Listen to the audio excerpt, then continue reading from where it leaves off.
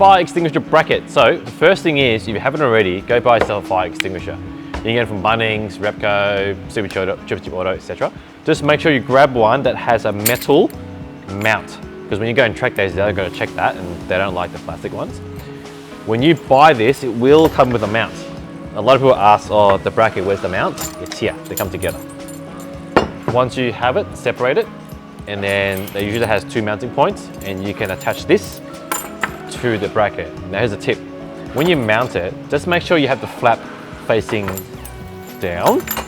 So when it comes to releasing your fire extinguisher, it's an easy access. You can just go up and release. And I'll show you a bit more about that when you get into the car.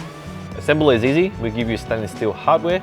All you gotta do is put the bolts through the holder and into the bracket, into whatever position that you see fit.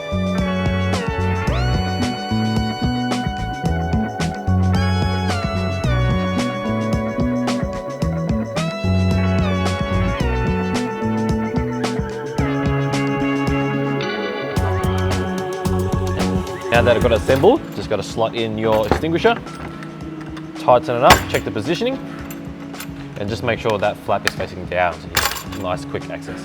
Let's get this into the car. Installation is really simple. There's 2 bolts here. What you need is a 14mm socket. Just undo the bolt, take them out, and this will just slip underneath and put the bolts back in, and you're pretty much done.